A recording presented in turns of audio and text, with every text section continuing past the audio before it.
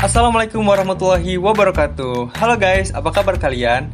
Semoga tetap bahagia dalam situasi apapun ya. Oke, jadi dalam kesempatan ini seperti yang kalian lihat di judul dan thumbnail kita ya, sudah pasti ketebak dong hari ini kita bakal mau bahas apa. Ya, kita bakal coba berbagi sedikit ilmu nih tentang e-government, khususnya bagian G2B ya. Lebih tepatnya kita bakal sedikit membahas tentang apa itu e-government, apa sih G2B itu, dan di sini mari kita bahas satu persatu. Eits, tapi sebelumnya kenalin dulu nih kelompok kita. Ada saya Hasbi Nasrullah, Neng Wita, Nur Adilah, Rizky Firdaus, dan juga ada Panji Irawan. Oke, yang pertama, apa sih e-government itu?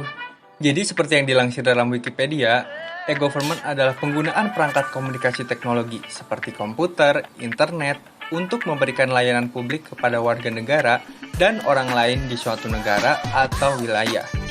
E-government menawarkan peluang baru untuk akses warga negara yang lebih eksklusif dan nyaman ke pemerintah, dan untuk penyediaan layanan pemerintah secara langsung kepada warga negara itu tersendiri. Nah, dalam www.kajianpustaka.com, menurut Indrajit, terdapat beberapa jenis relasi e-government seperti government to customer, government to government, government to employees. Tetapi, kali ini kita hanya akan terfokus pada government to business. Nah, sebenarnya apa sih G2B itu?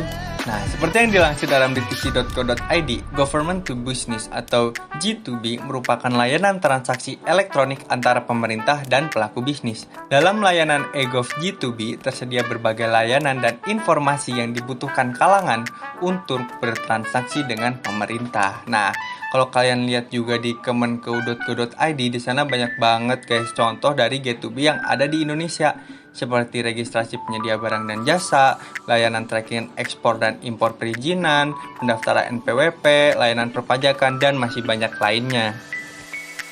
Perkembangan teknologi memberi banyak kemudahan, salah satunya dalam hal urusan perpajakan, sehingga peran aplikasi pajak sangat dibutuhkan.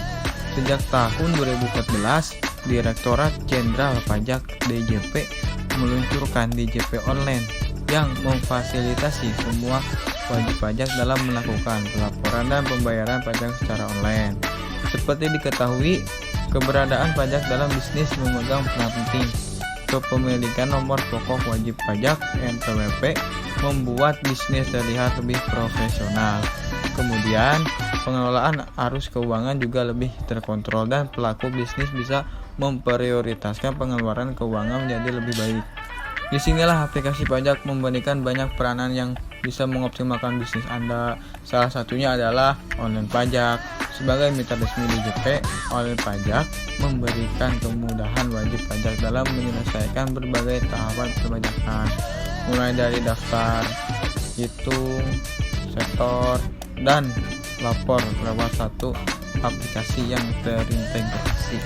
Yang pertama, membuat urusan perpajakan jadi lebih efisien. Biasanya urusan perpajakan kerap menjadi mimpi buruk karyawan tiap kali masa pelaporan karena ada banyak angka serta perlu diselesaikan dengan tahapan yang bersingkat. Kehadiran aplikasi pajak seperti online pajak mengedepankan fitur penghitungan otomatis dengan hasil yang akurat. Anda bisa melakukan penghitungan untuk pajak karyawan seperti PPh 21, pajak UMKM, atau pajak final, atau PPh final, e-faktur, dan sebagainya. Selain itu, online pajak juga mengedepankan layanan cloud-based yang menyimpan bukti setor dan lapor pajak secara teratur dan terorganisir. BPE dan BPN Anda akan tersimpan dalam database untuk waktu yang lama. 2. Akses multi-user sehingga pengerjaan lebih cepat selesai. Poin kedua ini berkaitan dengan poin pertama yang membuat urusan perpajakan lebih efisien. Ya, bayangkan jika Anda bisa berkolaborasi dengan rekan kerja dalam satu waktu untuk hal pengelolaan pajak. Pekerjaan jadi lebih cepat selesai, bukan? Aplikasi pajak seperti online pajak memungkinkan ini semua lewat fitur multi-user, bisa diakses oleh banyak akun secara bersamaan. Poin yang ketiga, keamanan data yang lebih terjaga. Peran aplikasi pajak di sini tentunya mengedepankan jaminan keamanan data seperti yang dilakukan oleh online pajak dengan mengantongi ISO atau IEC 27001 yang artinya memiliki tingkat keamanan profesional dalam mengelola data penggunanya.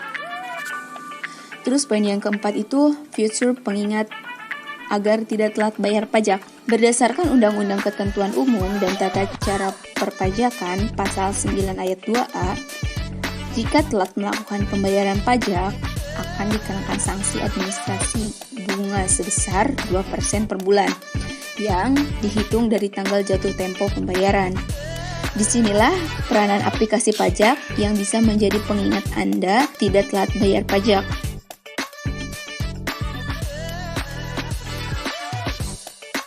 Yang pertama ada productivity. Dalam productivity ini terdiri dari yang pertama ada one stop government. Di sini para wajib pajak bisa mengakses secara langsung di situs online.pajak.go.id. Nah, mereka bisa langsung melakukan transaksi pajak tanpa harus pergi ke kantor perpajakan. Yang kedua, ada paperless and buildingless government. Nah, pada tahap ini, data yang telah diunggah oleh para wajib pajak bisa langsung terinput oleh sistem dan langsung terbackup tanpa membutuhkan hard file atau kertas dan dapat dilakukan dimanapun tanpa harus mengunjungi kantor perpajakan. Nah, pada tahap ini, semua file yang telah diupload oleh para wajib pajak bisa dilihat dan dikaji kembali oleh masyarakat sehingga mengurangi tindakan korupsi yang terjadi. Demokrasi. Pada tahapan ini, para wajib pajak bukan hanya bisa menggunakan platform atau website yang telah disediakan oleh kantor perpajakan saja, tetapi mereka bisa mendapatkan pelayanan dengan cara menggunakan platform swasta lain. Reflexivity. Sistem open government ini, masyarakat dapat ikut berpartisipasi untuk memonitoring atau mengawasi jalannya pengelolaan pajak di Indonesia. Dengan adanya hal ini, maka kita dapat membantu mengurangi tindakan korupsi dan juga dapat mengoptimalkan penggunaan pajak di Indonesia.